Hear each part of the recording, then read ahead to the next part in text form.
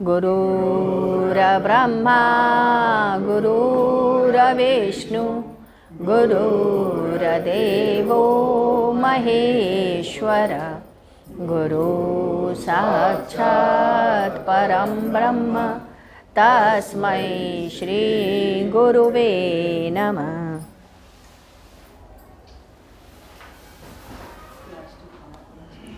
दिनांक 2 दिसंबर सन 1993।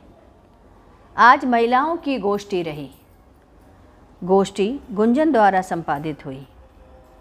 कहावत है कि जिस गांव में नहीं जाना है उसका रास्ता ही क्यों पूछा जाए।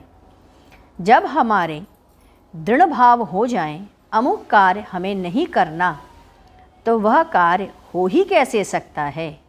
मुझे लहसुन नहीं खाना, प्याज नहीं खाना, मुझे सिनेमा नहीं देखना, बस नहीं करना है, यही एक संकल्प है। इसी से हमारे सद्गुण बढ़ेंगे, हम सदाचारी बनेंगे। अतः हम अपने आप को दृढ़ प्रतिज्ञ बनावें, हमेशा यही मनाएं, हे प्रभु, मेरे हृदय में मेरे प्रति आपके लिए सदैव अनन्य प्रेम उपजे। यह रसाग्नि ऐसी मेरे अंदर पैदा हो, वह तड़प ऐसा पैदा कर दो, वह अतृप्त चाह पैदा कर दो, हम मतवालेपन में उन्मत्त हो सकें। बस इन नैनन में तेरे दीदार की तेरे जुस्तजू बनी रहे। अंदर से पागल और दीवाने बने रहूं, स्वयं भगवान कृष्ण ने गीता में कहा है। अंतकाल में भी जो मेरा स्मरण करता हुआ शरीर छोड़ता है, वह निःसंदेह मुझको ही प्राप्त करता है। गुरुदेव कहते हैं कि प्रभु भक्त वत्सल हैं। क्या नहीं जाना मीरा के प्रभु ने मीरा को यातनाओं से कैसे छुड़ाते रहे। आखिर में मीरा दीवानी प्रभु में समा गई। वह अनमोल हीरा, तुमसे तुम्हारा संसार नहीं छूटता। मीरा मरकर अमर हो गईं और ये संसारी 84 लाख योनियों में मुख देखते रह गए। प्रहलाद की भक्ति और तड़प उसे अग्नि में जला न सके, हाथी से कुचल नहीं पाया। हम संसारी अपने वासनाओं से ही कुचल रहे हैं। नरसिंह मेहता का जवान बेटा नहीं रहा। वह करताल बजा बजा कर नाचते रहे और कहते रहे, वाह रे प्रभु, तू कितना मेरा ख्याल करता है। मेरा मोह तूने ही मिटा दिया। यहाँ कुछ हो जाता तो भगवान को आप 1000 गाली दे डालते हैं कि तूने तो मुझे बर्बाद कर दिया। नरसिंह मेहता को प्रभु अपने साथ लेते गए। संत तुकाराम सशरीर अंतर ध्यान हो गए। हम हैं कि डर जाते हैं, कहीं भगवान से इश्क न लग जाए, कहीं संसार न छूट जाए। अपना हिसाब किताब बनाते रहते हैं। क्या होगा जब तू चला जाएगा। संत नामदेव थे, उन्होंने विट्ठल की मूर्ति विठोबा जी को यानी भगवान कृष्ण की मूर्ति को दूध पिलाया। हम हैं कि उधर चलने को तैयार ही नहीं हैं। हमारा जी ही नहीं करता उधर दिल लगाने का। गोपियाँ उद्धव से कहती हैं कि हे उद्धव, हमें फांस ले, जब हम उसमें फंस जाएंगे तो हमारा अहोभाग्य। मैं उसको, उस श्याम सांवरे को लाख छुड़ाना चाहती हूँ, पर उसकी पकड़ इतनी मजबूत है कि छूट ही नहीं पा रहा। मेरी आत्मा उससे ब्याह गई है, वही तो मेरी आत्मा है। उसने ही तो मुझे माला दी है। हम कैसे उसको फेंक दें, हम कैसे उसे मिटा दें जो उसने ही दी है। हम तो उसी के सुहागन हैं। हे उद्धव, तुम जाओ, अपना ज्ञान लेकर चले जाओ। मैंने तो उसके प्यार में उसी को वर्ण किया है। वह मेरा है और मैं उसकी हो चुकी हूँ। वह मुझे कैसे छोड़ सकता है उद्धव। मैंने वचन दिया है, मैं नहीं हट पाऊंगी। यह था गोपियों का प्यार। गुरुदेव कहते हैं कि सबसे सरल भगवान की भक्ति है। दिल देकर ही उसे पाया जा सकता है। वही एकमात्र सहारा है। सूरदास जी वल्लभाचार्य जी के शिष्य थे। वह एक एक पद लिखकर भगवान को अर्पित करते थे। मरने के अंतिम दिन आए। सूरदास पद नहीं सुनाने आए। वह 2.5 कोस दूर रहते थे। पैदल चलकर आते थे। जब वह नहीं आए तो उनके गुरु वल्लभाचार्य ने अपने शिष्य को यह करके भेजा, लगता है सूरदास का अंतिम दिन आ गया। तुम लोग जाओ, देख कर आओ कि क्या कर रहा है सूरदास। शिष्य जाकर देखते हैं कि सूरदास जी का एक तारा गिरा पड़ा है।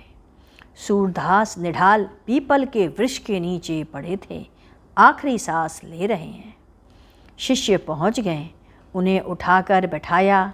शिष्यों ने सूरदास से पूछा, सूरदास, अंतिम समय में एक प्रश्न पूछ रहा हूँ। आपने इतना पद लिखा, एक पद भी गुरु पर नहीं लिखा। सूरदास के नेत्र से आंसू ढुलक पड़े। अहो, ये क्या कह दिया तुमने? मेरे गुरु ही तो मेरा कृष्ण थे, वही तो मेरा इश्क है। इश्क में ही तो मैंने लिखा है, वही मेरे आराध्य देव हैं। फिर यह कहते हुए उन्होंने प्राण छोड़ दिया। गुरुदेव ने कहा कि धन और वैभव की प्रचुरता से कहाँ शांति, वह तो भूखा रहता है। एक बार सिकंदर ने भारत के उत्तरी भाग में आक्रमण करना शुरू किया। वहाँ का राजा बहुत चतुर था। जान गया पराजित तो हो ही जाऊंगा और खून खराबा भी होगा, इसलिए सोच समझकर उसने सिकंदर के स्वागत हेतु कई द्वार बनवाए। आगवानी के लिए स्वयं राजा खड़ा रहा। सिकंदर अपने शौर्य पर था, परंतु यह देखकर वह चकित हुआ कि उसने राजा का आतिथ्य स्वीकार कर लिया। बड़ा भव्य स्वागत समारोह दिया गया। भोज का समय आ गया। बड़े बड़े थाल सजे थे, सुंदर वस्त्र सुसज्जित थे। सिकंदर प्रसन्न हो गया। भोजन का समय आया। राजा ने कहा, हमारे यह परंपरा रही है कि अतिथि की भरपूर सेवा की जाए। सेवा सत्कार ही हमारा धर्म है। क्योंकि यह धरा किसी की नहीं हुई, हमारे जैसे राजा जाने कितने आए और इसमें उनकी हड्डियां दबी पड़ी हैं। राजा ने इशारे में भोजन की थाल प्रस्तुत करने को कहा। सिकंदर बड़ा भूखा था। थाल पर से कपड़ा हटाया गया। देखता है भोजन के स्थान पर हीरे और जवाहरात हैं। सिकंदर अवाक हो गया। राजा से कहा, राजन, आप इतनी दूर से दुनिया को आपने अपने कब्जे में करने के लिए ही तो आए हो। उसका मकसद भोग का संग्रह ही तो करना है। इस धरती पर कौन टिका है भोग संग्रह को रख पाने के लिए? सारी जिंदगी इसी के लिए तो लड़ाई की है ना, इसीलिए कब्जा किया है। उसका मन इसे देख करके भटक गया। वह आगे की लड़ाई अब नहीं लड़ना चाहता था। इतना वक्त भोग और वासनाओं में लगे रहने से हमारी दृष्टि अंधी हो जाती है। धन, वैभव, संचय, काम भोग, यश की तड़प में ही जिंदगी गुजरती है। कभी सुध न ली किसी लिए कि तुम आए क्यों हो। इतनी खटपट रही दिन भर कि तुमने अपने अंदर की आवाज़ सुन ही नहीं पाए। आइए चले हम लोग गुरु कीर्तन करते हैं। ओम गुंगलम ओंकार मंगलम, गुरु मंगलम गुरुदेव मंगलम। ओम मंगलम ओंकार मंगलम, गुरु मंगलम गुरुदेव मंगलम। ओम मंगलम ओंकार मंगलम। गुरु मंगलम गुरुदेव मंगलम। ओम मंगलम ओंकार मंगलम।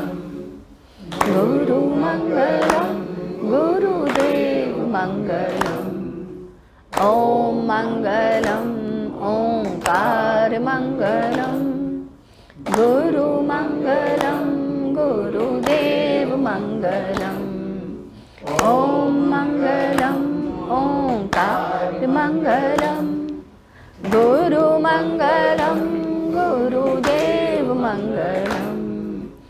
ओम मंगलम ओंकार मंगलम। गुरु मंगलम गुरुदेव मंगलम। बोलिए सद्गुरुदेव की जय। सद्गुरु तुम्हें शत शत नमन। सद्गुरु तुम्हें शत शत नमन। सद्गुरु तुम्हें शत शत